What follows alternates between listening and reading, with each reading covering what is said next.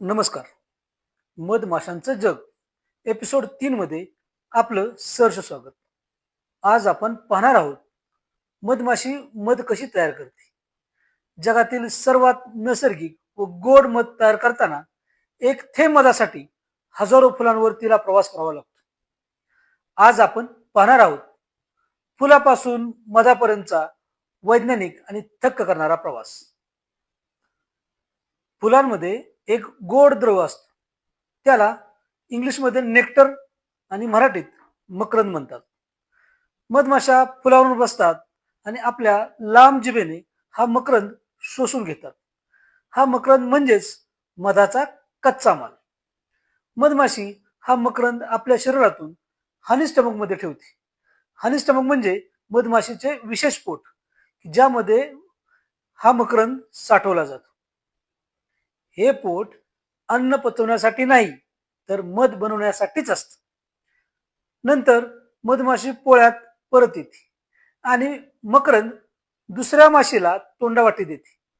यावेळी तिच्या शरीरातील एन्झाईम्स मकरंदामध्ये मिसळतात आणि इथं होतं कॉम्प्लेक्स शुगरचं सिंपल शुगरमध्ये रूपांतर, म्हणजेच खऱ्या मधाचं ट्रान्सफॉर्मेशन. सुरुवातीला मकरंदात 70 ते 80% पाणी असतं. मधमाशा आपले पंख फडफडतात आणि पोळ्यात हवा तयार करतात. या प्रक्रियेमुळे पाणी हळूहळू उडून जातं आणि मकरंद घट्ट होतो.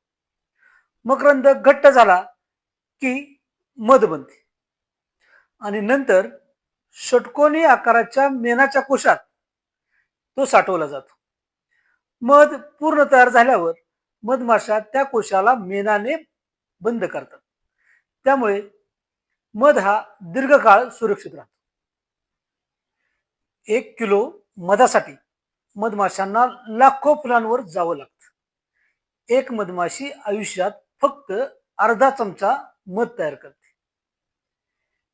फूल, मकरंद, एन्झाईम, बाष्पीभवन आणि मग मध, हा संपूर्ण प्रवास म्हणजे निसर्गाचं परफेक्ट सायन्स. पुढच्या वेळी जेव्हा आपण मध खाल, तेव्हा एक थेंब मध तयार करण्यासाठी घेतलेली मधमाशांची मेहनत नक्की आठवा.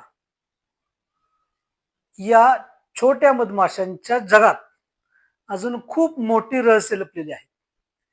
ते जाणून घेण्यासाठी मधमाशांचं जग ही आपली सिरीज बघत राहा.